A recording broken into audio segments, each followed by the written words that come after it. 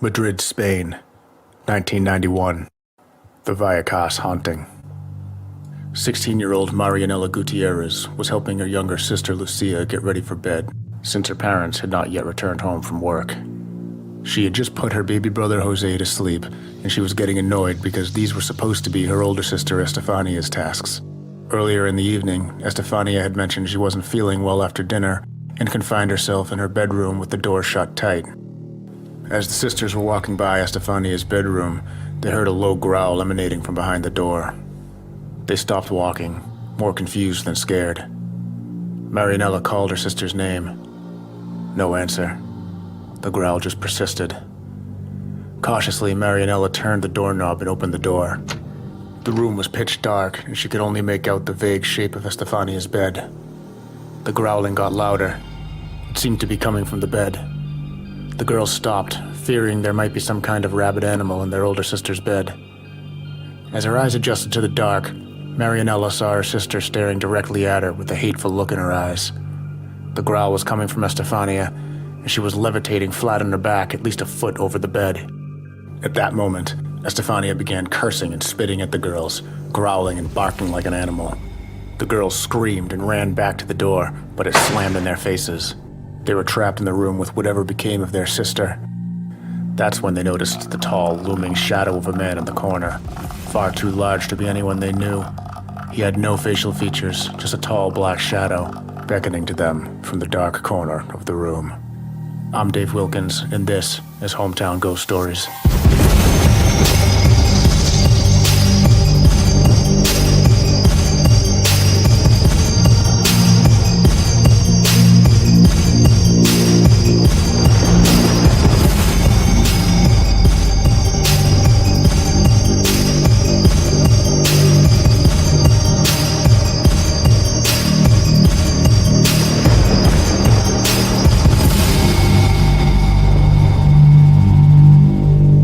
Vallecas is a working-class town in the city of Madrid that was pummeled into poverty during the Spanish Civil War. The war lasted from 1936 to 1939, during which General Francisco Franco led his nationalist forces through Vallecas, essentially leveling it, leaving it peppered with shrapnel scars, many of which can still be seen today. When Franco won the war, Vallecas re-emerged as a slum for migrant workers, gypsies, and poverty-stricken locals struggling with crime and drugs. Eventually, the people of Vallecas had enough of the dictator's neglect and took to the streets to demand sewage systems, paved roads, and other basic necessities. Their demands were met, but the town today still teeters on the poverty line, well below the standards of its surrounding areas. During the poorly managed process of modernizing the town, many of the old buildings were partially demolished, having nothing rebuilt in their place. This resulted in entire streets lined with ghost buildings and shells of what used to be people's homes. These streets and homes have seen more violence and death than most people could possibly imagine. The year was 1990. Concepcion Gutierrez pulled out of her driveway in Vallecas to head into Madrid to visit her father, who lay dying in his hospital bed. This final farewell was not a heartfelt one, however. It was more of a formality. The grandfather hated his family, particularly his grandchildren. It was an inarticulate hatred that he took to his grave with him. At the hospital, Estefania Gutierrez, the oldest of the grandchildren, approached to kiss her grandfather on the forehead. As she leaned in, he looked her in the eye and told her, "If I cannot harm you in this life, I will do it in the next one." He died not long after, alone and full of hate. After the death of their grandfather, life for the Gutierrez family pretty much went back to normal for a while. But that didn't last for long. A few months later, Estefania's best friend Diana's boyfriend was killed in a motorcycle crash. Diana was devastated over the loss and mentioned on multiple occasions that she wanted to try and contact her deceased lover on the other side. One day, at school, Diana snuck in a ouija board. The two girls, accompanied by Estefania's sister Marianela and their friend Juan, snuck into the basement to perform the infamous ritual. They laid out the board, but much to their disappointment, found the planchette was missing. Thinking quickly, Estefania grabbed the dusty tumbler glass and placed that on the board in place of the missing planchette. The teenagers all gathered around and placed their hands on the glass and waited. Nothing. They began asking it questions, but before they could get a response, the door flew open and in stormed Sister Dolores Molina, one of the nuns who taught at the Catholic school the girls attended. When she saw what they were doing, she flew into a fit of rage, throwing the board to the floor, shattering the glass. Everyone present that day witnessed a peculiar smoke rise up from the glass as it broke and drift directly towards Estefania. When it reached her face, she gasped, causing her to unintentionally inhale it. The event shocked everyone in the room, and Sister Melina was so disturbed by what she saw that she quit her job at the school just days later. Estefania was unable to sleep that night. Her parents, Concepcion and Maximo, noticed right away a drastic change in their daughter's behavior and attitude. The normally happy, bubbly teenager seemed detached and distant, occasionally snapping back with sharp remarks and bitter insults. Her insomnia continued for weeks. She would hardly ever sleep at all, and when she did sleep, it was more of a trance. But the dreams she had made her wish she was awake, despite her desperate need for sleep. She would dream of cloaked shadow figures in the dark corners of her room, beckoning her to join them. It got to the point where the insomnia was so bad that she would hallucinate the figures while she was awake. In fact, she was so out of it when she was awake, and so hardly asleep when she wasn't, that she was always stuck somewhere in between, in a constant trance-like state. Some of Estefania's younger siblings claimed they started seeing the shadow figures at night as well. One night, shortly after dinner, Estefania was in the bathroom getting ready to iron a shirt. She reached for the cord, but before she was able to plug it in, the red light came on and the iron started rapidly heating up and steaming. At that moment, she glanced up at the mirror in front of her and in its reflection caught a glimpse of a shadow figure behind her in the shower. She screamed and bolted for the door, but it was stuck shut. She started pounding on the door, screaming for someone to help. Maximo heard his daughter's screams and ran to assist. He couldn't open the door either, ramming his shoulder up against it again and again. It was like slamming into a brick wall. He took a step back, preparing to kick the door off its hinge, but before he had the chance, it gently clicked open. Not knowing what else to do, Estefania's parents started taking her to different hospitals in an attempt to figure out what was wrong with their daughter, but none of the doctors were able to find anything wrong with her. Estefania's condition continued to deteriorate. She began having violent fits, but wouldn't remember them after they subsided. On the night of July 13th, 1991, Estefania viciously attacked her sister Marianella, who ended up on the floor, bleeding and foaming at the mouth. The following day, Estefania suffered a serious attack of catalepsy. Her muscles seized up, and she went completely rigid, eyes rolling back, jaw clenched shut. Her mother rushed her to the hospital where she fell into a state of coma. The doctors took her immediately and rushed her off, leaving the family to agonize in the waiting room. Later that night, a doctor took the family into a private room where he informed the anxious mother that her daughter had not survived the seizure. Concepcion was shocked by the sudden death of her daughter. She knew her condition was serious, but nobody expected her to die, so naturally, she wanted answers. The autopsy failed to explain the direct reason for her death, but did state that it was a sudden and suspicious death. The Gutierrez family was obviously distraught, but they hardly had time to bury their daughter before strange and unsettling events started occurring at their home. Other members of the family began seeing Estefania's shadow figures around the house at night. Doors would open and close at random, cabinet drawers would slide open without being touched, and appliances would move and shift positions. One night, Concepcion was walking past Estefania's old bedroom when she heard a voice whisper, "Mama, Mama," from inside. When she went to check, she found the room empty. The family kept Estefania's bedroom as it was when she lived, always neat and clean, but every few days they'd go in and find bedsheets thrown about the room and objects scattered across the floor. Eventually they began hearing scrapes along the walls and the sound of bellowing laughter coming from the ceiling. That's when things got worse. The laughter changed from laughter to wailing and screaming, and knocking grew louder into banging and slamming. Maximo resorted to moving large pieces of furniture in front of Estefania's door to keep it from swinging open. However, the result wasn't what they'd hoped for. Instead of preventing the door from swinging open, the family would hear what they described as a huge wind blow the door open, sending whatever furniture was barricading it hurling across the hall. And as if things weren't bad enough, sightings of the Shadowmen began happening more frequently. Marianella, the now oldest of the Gutierrez children, described one terrifying encounter. We heard a whistling sound, like on other nights, and then a groan near the door. We were so scared. We were frozen. It was then we noticed something on the floor, as the light from the streetlights would enter our bedroom and light it up. It was the shape of a man, crawling, dragging itself along the floor. He had a black head, no eyes, no mouth, nothing. It was crawling towards us, and we started to scream. It was then that the toys we had on a shelf started to be thrown violently towards the other wall, one by one, and then we heard bangs and shouts. It was terrifying. The Gutierrez family were not the only witnesses to the strange events. Visiting neighbors confirmed the family's claims, reporting shadows skittering along walls of the home and seeing toys and other objects flying through the air, sometimes with enough force to embed the object into the wall. One night, about 8 months after the death of Estefania, Concepcion woke up in the middle of the night feeling a pressure on top of her. She couldn't move. Suddenly, she felt something grab her wrists and ankles. She started screaming for her husband. Maximo woke up and tried frantically to lift her, but was unable to move her from her prone position on the bed. He picked up the phone to dial 911 and got the emergency line operator. He began babbling off his story to the dispatcher, who figured the man was drunk and asked to speak with his wife. She by now was free from her state of paralysis and took the phone and repeated her husband's testimony. The dispatcher assumed they were both drunk and asked to speak to one of the kids. Marianella confirmed everything her parents were saying, and the dispatcher sent police to the residence. Police arrived at the home around 2:40 a.m. and were met by a panicked family in the front yard, collectively rambling incoherently about the banging and moving furniture. Chief Inspector Jose Pedro and Officer Negri, along with 3 other officers, entered the house with Maximo. At first, everything looked normal. Maximo informed the police that most of the activity occurs when the lights are off, so Officer Negri shut off the lights. Immediately, there was a series of loud bangs coming from all around the room.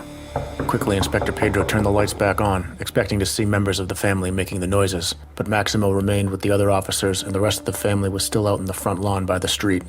This proved to be too much for most of the officers present, and they escorted Maximo out with his family and refused to re-enter the house.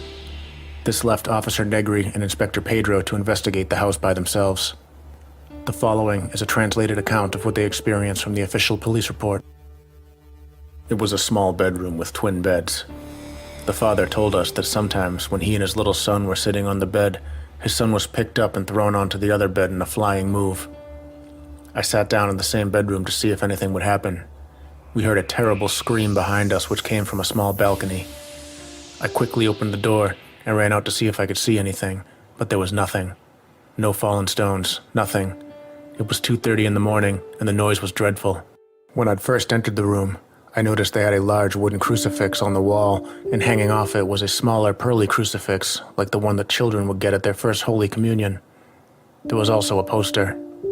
But a few moments later, the crucifix had been turned upside down. The little crucifix was on the floor, and the poster and door had 3 deep scratches in them, as if somebody had clawed through the poster and deep into the door. The officers were unable to do much for the family other than take statements and file an official police report documenting the unusual events. This would be the only time in Spain's history, and one of the few instances worldwide where an official police report was filed documenting paranormal activity. A short time later, Concepcion was putting Estefania's room back together after another unexplained mess. She picked up a framed picture that lay face down on the carpet. She turned it over in her hand and smiled back at a portrait of her smiling daughter. As she was admiring the picture, a tiny black spot appeared on the photo between Estefania's eyes. It grew into a flame, spreading outward, engulfing her whole face. Concepcion screamed and dropped the picture. The flame went out, leaving the glass in the picture unharmed except for Estefania's face, which had been completely burned away.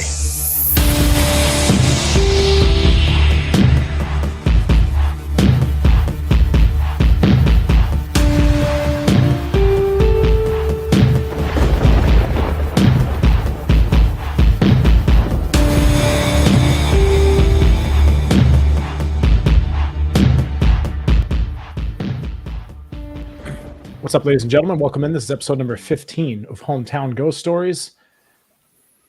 The Vallecas haunting. Did I pronounce that correctly? You did. Very good. Check plus.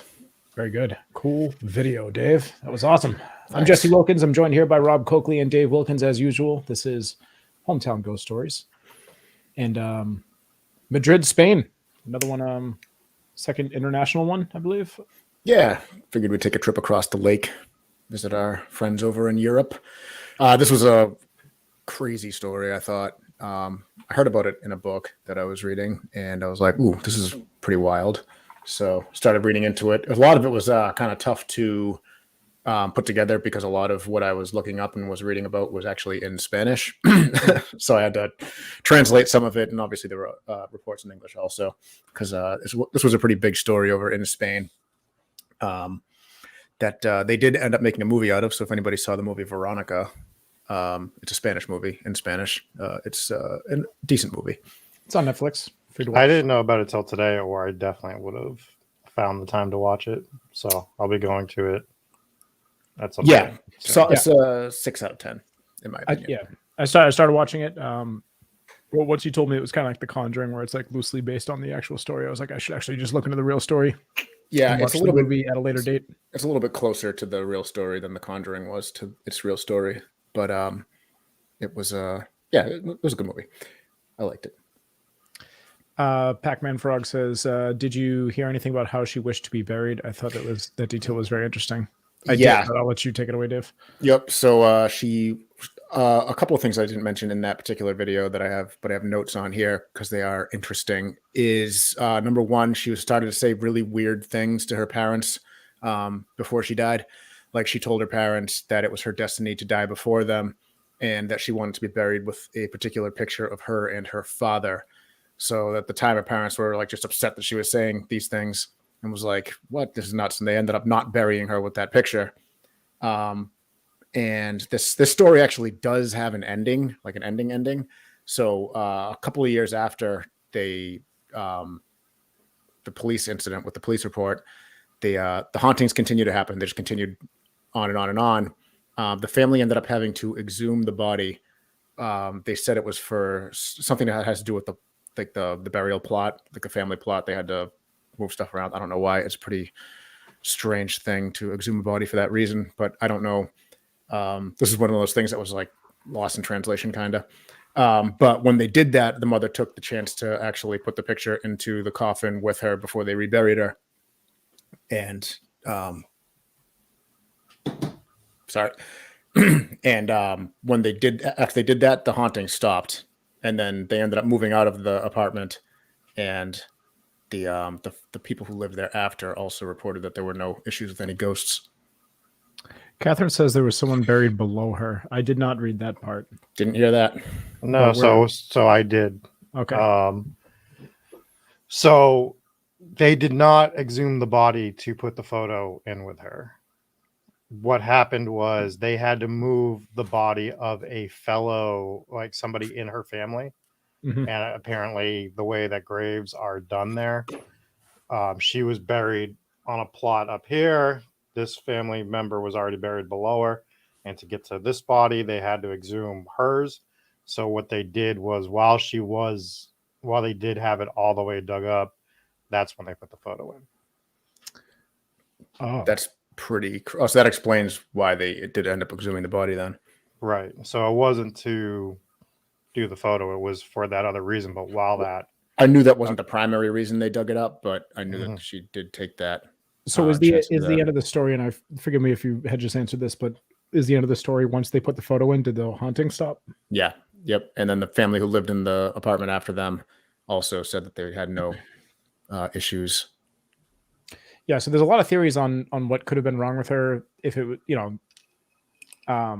if it wasn't just a demonic possession or whatever. It could have been what most people might assume, but a lot of people they equate some medical reasons behind it. That could have been like black mold, where maybe she was inhaling that, or it could have been carbon monoxide poisoning. But it doesn't really explain why she would be the only one affected in the house.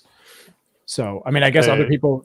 I guess she technically wasn't the only one affected because she was the only one who died. So if it was carbon died, monoxide, but other people were hallucinating as well. Well, unless they were actually just seeing shadow figures. Which, I mean, if we're taking the spooky side of things, then that could be it. But a lot of like the, people trying to come up with logical reasoning on what could be happening here. They say she was epileptic. Clearly, she was having seizures. Right. Could have different medical ailments, but in the cause of that could have been a lot of these things because carbon monoxide poisoning, black mold, this stuff can lead to like hallucinating, seizing up, muscle spasms, all these different kind of things as well.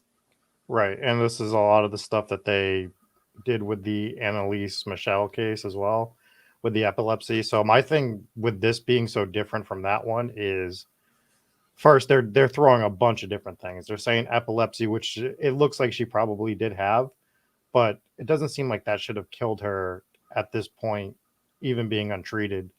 It just seemed like it might have been too early into it. Not a doctor, but just based off of her condition. So then we're going to black mold. We're going Just to... real quick on that, though, on that epilepsy thing. If it was the epilepsy that killed her, the medical report would have stated that. It wouldn't have stated that it was a suspicious and unusual death. So whether it was, I don't think it was directly the epilepsy that caused the death, but maybe it could have been the epilepsy that led to like a pulmonary exactly thing.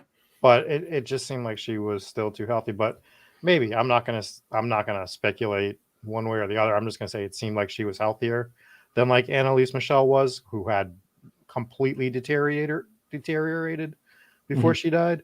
So then they're going black mold. They're going what was the other thing? Carbon monoxide. Carbon. So like they're throwing all these things against the wall, and my rebuttal to all this is, after she died, everything was still happening, and we had outsiders come in and have experiences And witness it as well. The police department, multiple police officers, who clearly couldn't be in on it if somebody was like in on this. Mm-hmm.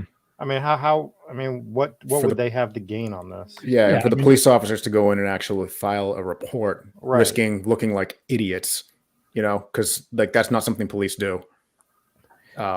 They don't, and they definitely wouldn't make an official report about it because, and actually, Inspector Negri was talking about it in an interview after he retired because he wouldn't talk about it while he was still, active. And he was saying that when he filed the police report, him and his partner, they just got hell. They were given hell about it. They were like picked on and made fun of, so they just stopped talking about it. And he's like, that's why, like, if we weren't making this up, we never would have filed that report if we didn't have to. Right. And so, like, for me, that's the other side. I did hear about the brown slime. The question from Pac-Man Frog was, did you hear about the brown slime in the house when the police were there? Do you want to take this one? Yeah. So they left the room and there was no brown slime anywhere. And when they came back into the room, they found a mysterious brown slime on the table. And they were like, what the hell is that? Couldn't figure out where it came from. They didn't take any pictures of it, which is weird. You'd think if they saw, the brown slime, they would definitely photograph that if they didn't know where it came from. I don't even know. Are they bringing in a photographer? I mean, it's not a crime scene. They're just showing up to figure out why this family's freaking out. It's the 90s. It's not like, but you would think you would take a sample of it or something. Yeah. Put it in some sort of container.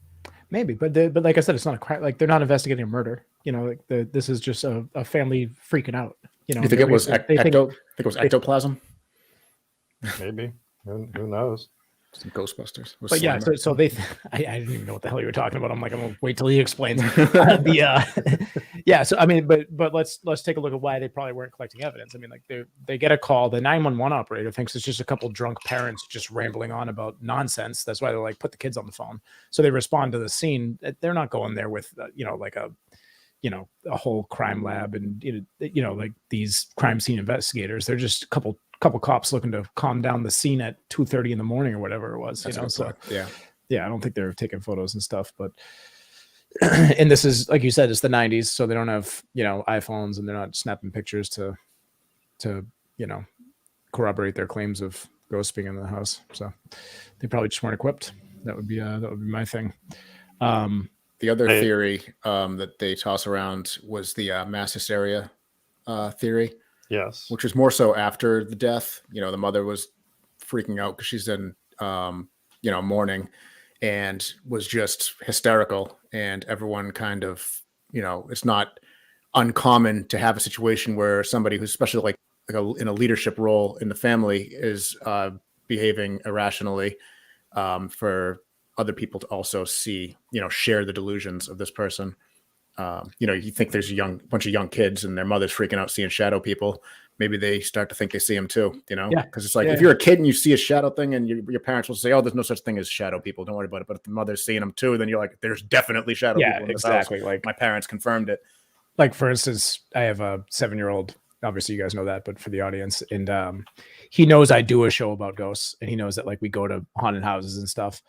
and I don't show him any of my content because I know how he is. Like he's just going to freak himself out. So, but just to go off what you were saying with these kids, like he knows that I do that, and as soon as he does that, he's just like, I heard something in the other room. He's like, something was on the stairs. It is always right around that time. So he plays into it. Granted, my house is super haunted too. So maybe he's right. And maybe I'm just ignoring it. But there's the kids, like if they see their parents buying into ghost stories, then they're going to buy in on ghost stories. And so it could be a mass hysteria thing. So I just want to go back to we're talking about black mold and other reasons that they might be carbon monoxide poisoning and stuff. Other reasons that she could have been sick and stuff, but I don't think that explains. At one point, she attacked her sister, right? Yep. Is that a common thing with epilepsy? I've never heard of that before. Again, we're not doctors, but I've never. I mean, what would that? No, be? I think epilepsy is seizures. Just seizures, right? Seizures. Attacking people when you're having a seizure. On that point, I'm not changing the subject. Another thing that they were saying was that Estefania was very, very, very attention oriented. Like she had to be the center of attention at all times. So that theory. The mother or the daughter? Estefania, the daughter. I see, because I heard that about the mother. It was possibly both, but I heard it about the daughter, and Okay. I mean, it's not out of the realm of the possibility that the mother and the daughter shared this thing. But she was always like, you never know if she's like playing these things up or, just feeding into it. And then the mother's coming back competing, trying to also could be. Maybe. Yeah, if I think that's probably one of the shakier theories, but yeah. Again, we have all these outsiders. So, I mean, we have to run through this stuff. But when you have all these other outsiders doing that. To me, that theory of like, mass hysteria goes out the window when the police show up. And when the police verify it, that's when it kind of sets it over the top for me. See, it's like, even if, they invite neighbors over, they invite friends over, and if all they've been hearing about is how haunted the house is, they're going to be looking for that stuff. They see shadows dancing across the wall. Could be a car going by. They live in an apartment building. Could be anything. They hear bumps on the wall. They have neighbors. It's an apartment building, so it could be that. But like I said, that theory for me goes out the window once the police show up and verify the claims. I agree, because the police were trying to debunk it by like turning the lights back on, checking to see where the family is, if they could have been making the noises, and just every time that they turned around to see, it was like, nope, it couldn't possibly be. And the crucifix flipping upside down, like crazy. Can I derail this show for 1 minute? Yep. So just because we're talking about mass hysteria, and I'm not gonna say we're never gonna talk about mass hysteria again, but I have to ask you guys: have you ever heard of the Trump family from Australia from 2016? No. So you want to talk about the craziest case of like family mass hysteria? Look up the Trump family. Like the basic gist is this is just a normal everyday family. Parents, 3 adult kids, and their adult kids were 29, 25, and 22 years old. They lived on like this house. People went to their house one day. It was completely trashed, like all their passports and everything. For some reason, this family went on this like insanity ridden road trip where they were like running after people. Like it's bananas. Like, I don't want to get into the story because it sounds like meth, but they weren't on drugs. Like and the whole family went through this, and it was freaking nuts. Like they all just went crazy at the same time. It looks like the parents led it. But yeah, they went on this like crazy road trip. Look up the Trump family in Australia, because people are still like, what the hell happened with this family? So we got a question here. Yes, I will be looking into that, because that sounds like the most entertaining thing I've heard all week. Catherine says, based on the Ouija board, on how the Ouija board played a pivotal role in this story, would you do a Ouija board stream? I think that would be very interesting. I would be interested to do that as well, but not based on this situation. Like if this is the example that we're using, I'd probably say no, we should never use a Ouija board, because I'd like to not be possessed to death. We put a demon in a box. We did put a demon in a box. It was a poltergeist. It wasn't a demon. Sorry, poltergeist in a box. The Kikimora. Yeah, I'd be down for that. So we'd have to do it right, like actually look into how you're supposed to do it and whatnot, and make sure that we say goodbye And make sure somebody whose mic works is the one saying goodbye. That way we don't get hunted to death by the ghost. That's a Phasmophobia joke for those of you who don't play Phasmophobia. One Rob, thing, I just want to real quick. Just gonna say that I bought a bunch of ghost stuff and might have bought something. bought a Ouija board. So we'll have it. So we're doing another, we'll drop more details on this in the future, but we're doing a live, oh yeah, he's got the mouse board Ouija board. I mean, mouse pad Ouija board too. We're doing an investigation this Sunday. We're heading up to Vermont to a location, and we're gonna have all this fancy new gear. So I'm excited. I also ordered some gear. It's coming in tomorrow. If it doesn't kill me, if it doesn't kill you, yeah. As you can see, not the Ouija board. That's his. That's Rob trying to figure out how to fly a drone. Actually, you see this drone that tried to murder me the other day? Yeah, it's right. It's right there. We weren't supposed to tell Kate about the Ouija board until after. It's sitting on your computer desk. No. The Rob's Ouija board. What was I going to say? So Ouija board. Speaking of Ouija board, and back to the Vallecas story here.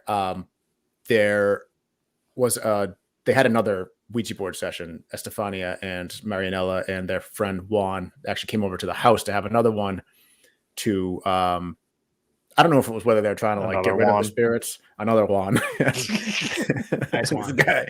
Yeah. And they had the Ouija board session. And during the Ouija board session, Juan actually had a seizure and had to be taken out in an ambulance. But did he want to? Stop it.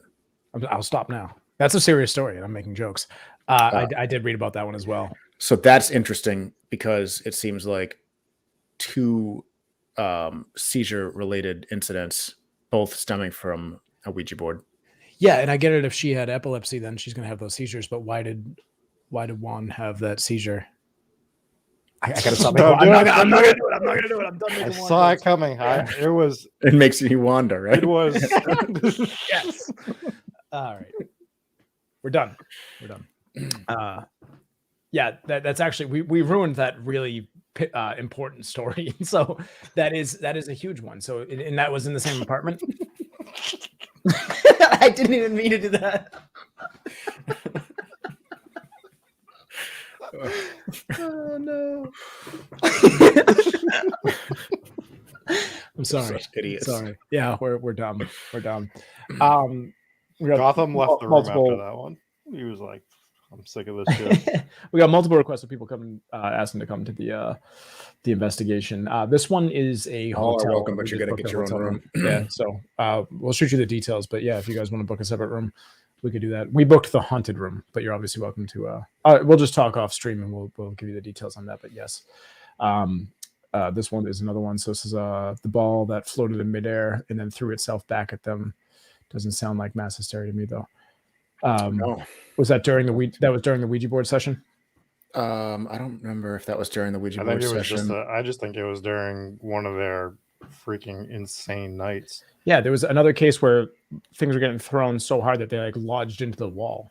Yeah, and I think you mentioned that on the episode too. But there was the Jesus got ripped off the crucifix and fired across the room and embedded itself into the wall. They also try to bring in a ton of paranormal investigators. Yeah, so that's fun. So they brought in this one guy, Tristan Breaker, was his name, which doesn't sound Spanish, but I don't know. I don't know much about Spanish nomenclature. But this guy came in and basically made things worse. He freaked the family out more so every time he'd show. He basically would show up, get everybody all riled up and freaked out, and then he'd leave. And then he'd come back and do it again. Like one time he told the family not to use their bathroom anymore because the bathroom was and they didn't. They listened to him. That's crazy. Yeah, that's an apartment. There's no way maybe there's one other bathroom, but I mean they must have continued to use it, but sparingly and like had a buddy system or something. Maybe they took on the approach from the Scotland episode where they just threw everything out the window. maybe. And then he told them that they were they had a demon had attached itself to them, and the demon's name was Crapula. Don't use the bathroom. Crapula's in there. Which I mean, it's funny in English, but I mean, I'm sure it was not fun. I mean, it's in Spanish. It's not the same word, obviously. So yeah, it's just I'm looking up crapula I'm right not now. gonna make the joke. You're gonna I leave tried. it. I'm I gonna tried leave it. the crapula joke. I'm better than that.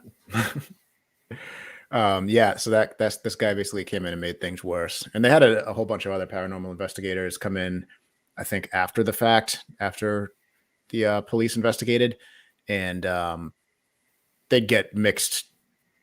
Some people would say that they find some stuff. Some people said that they actually didn't find anything and whatnot. So that was a real mixed reactions from various paranormal investigators. Did you find anything on crapula? No, it pulled me back to the website I was already on, which is kind of just the full story. So, and it's a Yeah. really, really extensive article. So I'm not going to sift through this whole thing looking for crapula. I got time for No. better shit. It was all right. It was okay. We need a crickets soundboard right there for that. There is breaking news. New data on the controversial Vallecas case has recently come to light. Information that refers both to the protagonists and the events at the time framed the famous paranormal case.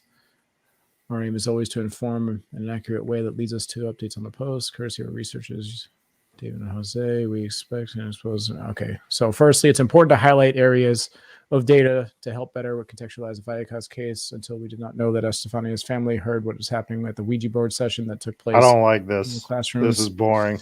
Okay. This sucks. Let's talk about something else. Wow. You don't want me to get to the fucking... I was just about to get to the punchline. I was speed reading. There's a podcast that we make fun of that you're doing what they do now. Just so you know. All right, I'm going to read the rest of this real quick. We don't make fun of podcasts. It was one of the experiences. All right, let's bring Rob back because I'm not getting to the good stuff here. You made it seem like the punchline was right there. Yeah. I did, but then they just kept babbling. That's the problem with this article. It's like a novel. All right, anyways. Breaking? Sorry. Like when was this article? This is breaking news, but it's 2016 article. Could have been. So what was your favorite thing in this story, Dave? What drew you to this story to do this? What drew me to this story is when I was reading about it in the book, it just kept getting crazier and crazier. Like it started out like, all right, yeah, there was a Ouija board session, some weird things happened. The nun quitting her job after experiencing it, for one, and then Estefania died. I was like, oh shit, she died. Whoa, that's crazy. You don't hear a lot of stories about somebody actually dying from a possession. And then the ghost story started. I'm like, what? And then the police report where it's like, another situation where it's like the only documented police, the only documented case of an actual police report on the paranormal was like, I'm like, oh man, this is wild. It just keeps like crazier and crazier and crazier and crazier. And then just to finish it off with the picture burning, which is another thing that you could like, how do you debunk that? Like you could say that, yeah, she did it herself, but if you had a child die, would you be able to burn their picture? Like I can't imagine being that insane to be able to do that. That's something that I don't think, even if I wanted everyone to believe a story, I could burn a picture of my dead kid. And it happened 2 years after she died. So why would you know? I'm not burning that picture 2 years after. So where this article went to was another claim that the mother had made later on, saying that her daughter on several occasions saw the Virgin Mary appear on the wall in front of her bed, and the image of the Virgin Mary would be like kind of giving her like a creepy smile. And then this also went into the request that she had to be buried with the picture, and she threatened to come back and haunt them if they didn't obey her wishes. So, and we had talked about that. I don't believe we talked about the Virgin Mary thing though, but that's the second time I heard about that. So that is that's also what happened with Annalise Michelle. She saw the Virgin Mary come down to her as well. So that's same type of situation. I thought the grandfather stuff was fucking scary as hell to start. Just like that to me, like I found other stuff more like that kept me going, but that was the hook for me. It's like obviously Alzheimer's is crazy, like what it makes you do, and it just makes you a different person. But for him to lean in and those were his last words to her, basically, you know, if I can't harm you in this life, I'll harm you in the next. Like, and then all this crazy shit starts happening. And I don't think you mentioned it, but there's also a story of when they saw the shadow figure, they heard it laughing in the hallway one time, and it was the same laugh as their grandfather's. Yeah. Yeah, That was I heard that one too. Yep. that was So scary. that's terrifying. Yeah, the grandfather angle definitely puts a different spin on this story than anything else, because I haven't heard. I mean, not that I would expect to have heard that before. This is like a unique story, but you know, that's a crazy one that I haven't never heard anything like that before. So yeah, that was definitely a hook for me also. Yeah. So it's like there's so many layers to the story between because you don't really know where this story is going to go. Like a lot of these stories, there's endpoints for this. Like if it was another story, it would end at a certain point. Like maybe not at the grandfather, but like her possession. Once she dies, that's generally the end of the story. Like the death culminates the story, and this story keeps going. That's Yeah. the midway point. You know, obviously this is a real story, but like your main character is gone, and things still continue to happen. So it's, to me, that's what was like so shocking about it, is there's just so much more to it than what you think. Yeah, there really is just layers upon layers upon layers of the story. I think that's probably why they made a movie about it. But I won't spoil the movie or anything. But I think the movie missed a lot of. We're doing something different this week. What do you mean? Is he spoiling another one? I mean, usually he says he's not going to spoil anything. I gotcha. okay. I have no idea what you're talking about. Yeah, you know what? I'll leave it at that. The movie missed. No, I actually want to know what you were talking about. It's fine.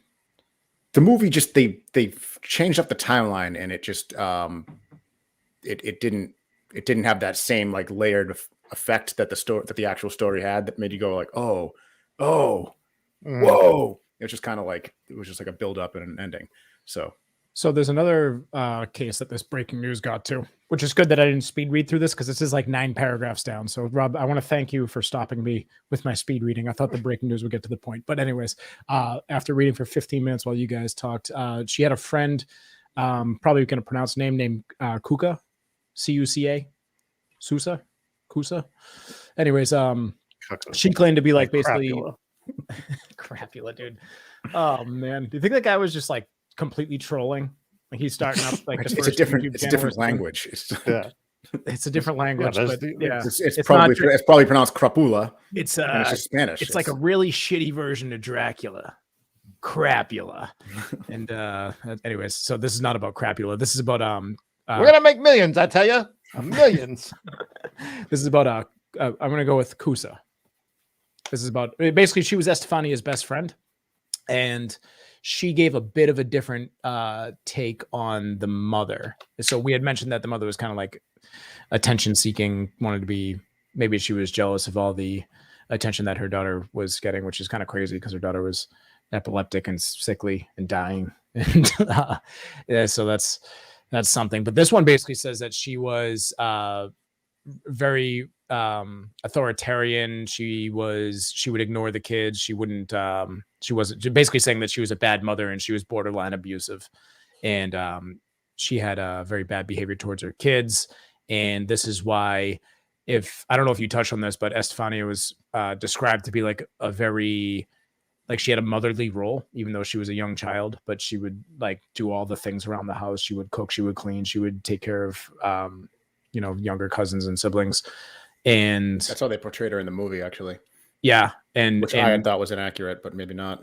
And Kusa, her best friend, claims that this is because the mother didn't do shit. And basically she was a terrible mother. And she suggests there could have been physical abuse, so she might have been abusive as well. And that she was unstable. Basically, this is just a huge, her entire testimony is just trash talking the mother. And so that is kind of other family members did as well. Said the same thing about the mother? Yeah. So I mean, not to that extent, but they talked about, they hit on a lot of that. I think it was the husband's brothers who said the mother was the one making this all up. But I keep going back to, other people coming in and seeing this stuff, and I need that explained to me in order for me to get to that. Now, maybe some of the stuff was in their head, but I don't know, man. I can't get away from the 6 cops that come in and have a story and have to file a police report. And like Dave said, it didn't ruin their profession, but it made their job hard. It put it on the line for sure. Yeah. And so, like I said, I mean, I believe that this is a haunted environment. Could it have assisted in her death? Maybe. And this is another one where you're dealing with a sick person who died, and they chalk it up to possession. However, this one was only 27 years ago. She could have had the sickness. The sickness. Yes. No, this was in, actually, no, it was 1991. Yeah. So, like, math me on that one. 21 years ago? No. 31 years ago? Gin and Juice was just released on MTV. This day in history. 31. Yeah. 31. Yeah.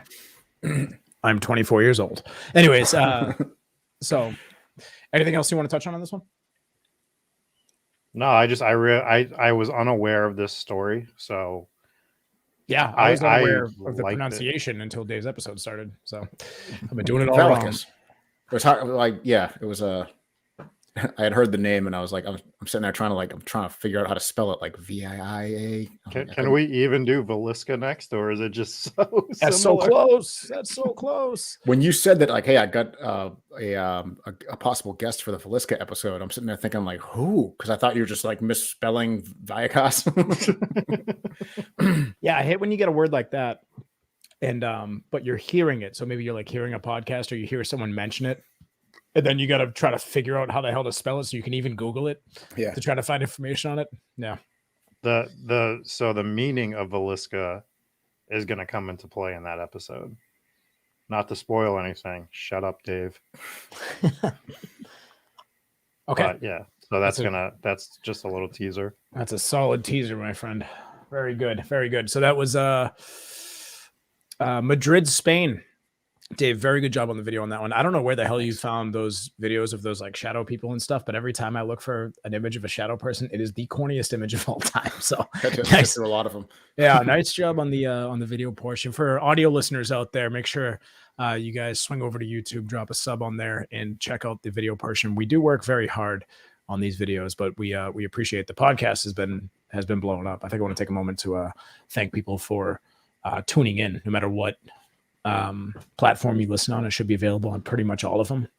If it's not available on your preferred podcasting platform, send us a message, either on Discord or Twitter or anywhere else, and we'll get that message and we'll get it pushed out to whatever platform you would prefer to listen to it on. So there's that. And we need reviews. So on iTunes, if you guys don't mind dropping a review, let us know what you think. We will read out the reviews. And I have a challenge. The challenge is going to be, can you come up with the most ridiculous review? There's a couple of ridiculous reviews on there.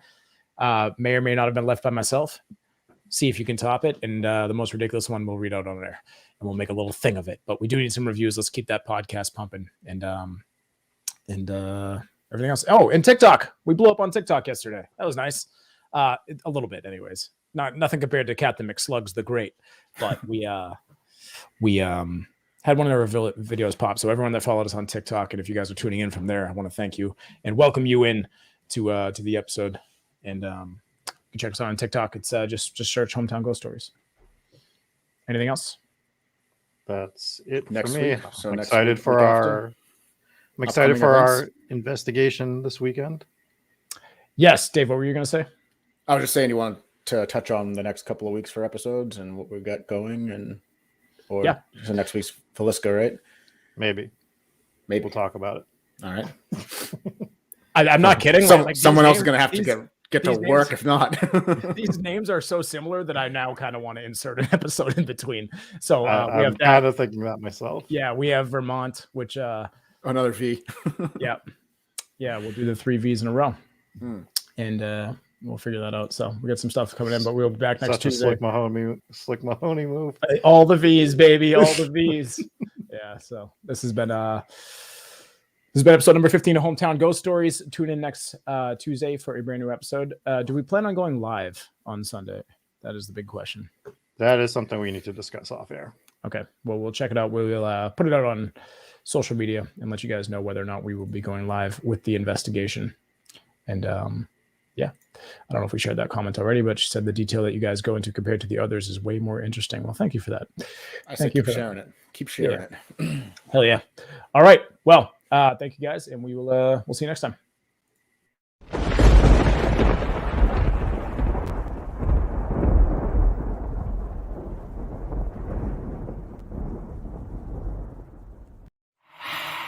Hey guys, I'm Jesse Wilkins from Hometown Ghost Stories. I want to thank you so much for watching this episode. If you enjoyed it, make sure you hit subscribe, hit the notification bell so you can see when we go live again. Also, if you're interested, please consider becoming a supporter on Patreon. The link is in the description below. Lots of cool perks. You can get your name in the credits, customized videos, join us on the live stream. Lots of cool stuff there. So head on over to Patreon, check out Hometown Ghost Stories. Make sure to follow us on Twitter, Twitch, Facebook. All the links are available below. And we'll see you guys next time for another episode of Hometown Ghost Stories.